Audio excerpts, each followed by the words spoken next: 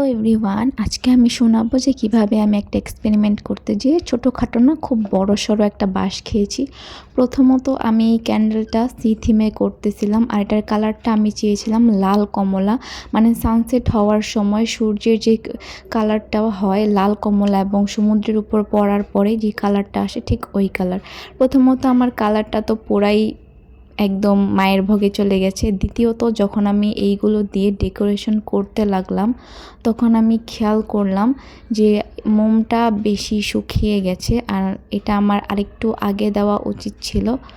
আর এটা দিতে যে আমি দেখলাম যে এটা অনেক জায়গায় ছড়িয়ে গিয়েছে, মানে যে জায়গায় যাওয়ার কথা না ওই জায়গায়ও এগুলো পড়ে ছড়িয়ে গিয়েছে। তো কী আর করার, ভাবলাম যে যাক, যেটা করেছি সেটা অন্তত শেষ করি।